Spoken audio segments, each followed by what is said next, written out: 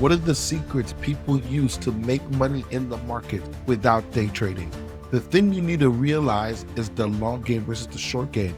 And I'm going to show you how the top 1%, including myself, use options to multiply their money and their wealth. Not by thinking as an investor, not even by thinking as a trader, but by thinking as a banker. Let's get into it. I don't day trade options, yet I multiply my capital very effectively because it's all in the mind. There's a scripture, as a man thinks in his mind, so is he. Well, this doesn't only apply to your mind, it also applies to your money. Why? Because how you think, how you perceive information determines the questions you ask, and the questions you ask determine the results you get. Let's say there's two people, both starting with 500,000. The first one asks, how do I make as much money as possible? The second one asks, how do I double my money safely? Same capital, same goal of increasing their money, different question, different result. The first person with 500,000 decides to day trade, puts all their money into it as a beginner and learns a very hard lesson. The second person decides, hey, I'm going to think like a bank. I want to multiply my money as quickly as possible, but while staying conservative. Instead of day trading, he takes some longer term bets on the health of the overall market, knowing that statistics and data says that 75% of the time the market goes up. Who do you think comes out on top? Well, I'll tell you, the first person with 500,000 day trades, he has some wins, some losses, but eventually his account divides by half. He now only has 250K. The second person has 500,000. He safely makes 25% a quarter and eventually ends up more than doubling his money, having over 1.25 million in the same time frame. The difference is not even the tool set, the market, or the environment, the same amount of cash. The difference is the questions they ask in the beginning. And this is how you have to think as somebody who multiplies your money. You are not a day trader. You are not only an investor. That's the second level. You are now a bank at the third level. And a bank is a bank, not only because they're trying to multiply their money, but because they have certain rules they have to apply by, instituted by the government, that also keeps them profitable. Rule number one, they have to have a reserve. When I multiply my money using options, I do not put 100% of my money in the market. No, no, no, no. You have to have a reserve. My recommendation for this, at least 20 to 30% of your capital needs to stay on the sidelines. Why? This gives you two options. Number one, flexibility. If there's a play that you really like, but it's going down, now you have the extra cash to add into it. Number two, maneuverability. You're able to maneuver some trades that are looking red, but add extra options on it to make it green or to balance out your losses. Okay. Number three, safety. Because you have cash on hand, you're never over panicked or over leveraged in any single position. So these three things help you to multiply your money and keeps you safe like a bank. Number two, when a bank makes an investment, they check the credit worthiness of the investor or the person that is borrowing the money from. If you don't have over a 600 credit score, a lot of times they're not going to loan you money. Well, the same thing needs to apply to how you pick the companies you invest in. No penny stocks, no gambling. You need to choose companies with great creditworthiness. The example of this in the market is the S&P 500. The S&P 500 is a company or a group of companies in the top 500. Number three, you allocate capital based on what you believe the investor's capacity is. When you go and borrow money from a bank, if you have a job making $100K a year, they're not going to give you a loan for a $3 million house. In the same way, you invest in options based on the opportunity and also the track record of the company. So for example, if Apple revenue generator or market cap in the country, you don't just hop into this, you have to be accepted into the S&P 500. And for them to accept somebody, they have to drop somebody off. So these are very top tight spots.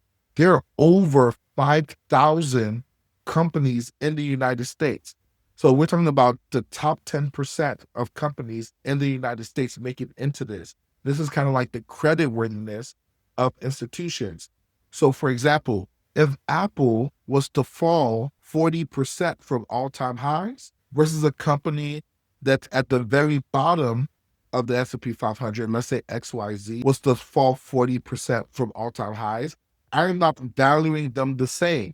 The Apple one, I'm going to put majority of my capital. Why? They've been around longer. They've been in the S&P 500 longer. So that means they have a longer track record of creditworthiness. And number three, they've been proven to be a dominating entity in the United States versus XYZ, Square, they own Cash App. Yes, they have a good company. Yes, they have a great track record. That's why they're in the S&P 500, but they just got there less than a year ago. So different amounts of capital will be allocated to each different company. Are you trying to get what I'm trying to say? So you have to think like a bank in this way. This is one way that I multiply my money in the markets. Number one, I think like a bank. So this will be one of the three ways I multiply my money without day trading. Number two, I use longer term expirations. For example, a leap. A LEAP stands for long equity anticipation product. Okay. What that means is that you're anticipating that this stock is going to go up in a year, 2 years, 3 years. A LEAP is just an options contract that lasts longer than a year. Sometimes I do skips, which is 6 months out, but LEAPs are one of my favorites. Why? Because I am buying myself time. While most people are selling their time at a job, I'm buying my money time to eventually go in my favor. Buying leaps instead of day trading gives me the time to maneuver with extra capital, aka my reserves. It gives me time to add into my position. Number three, it gives me safety against time decay or any short-term moves that can happen to that equity or stock I am buying options on. This is why I'm thinking like you bet. And a leap on average goes up between 75 to 150% when picked and chosen in the right way. So number two, I multiply my money by buying safety, aka time, through leaps. Number three, I multiply my money by hedging. What do I mean by hedging? You can use options to hedge your money and still make money on that hedge. I'll give you a perfect example. I was teaching my students that if you think the market is about to drop and you have $100,000 in the market, okay, in long-term leaps, but you're afraid that the market might dip, you can do two things. Number one, you can buy a short-term put, and that short-term put, let's say 10K in puts, would act as a hedge or a protection to protect your leaps. So if the leaps begin to lose money because the market is going down, those short-term puts increase in money faster than the long-term leaps. So for example, let's say my 100K becomes 90K because the market is going down.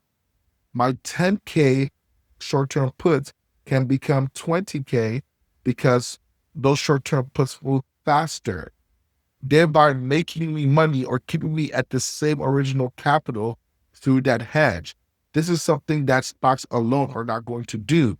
And this is called downside protection or risk management when it comes to the market. So I multiply my money by thinking like a bank, number one.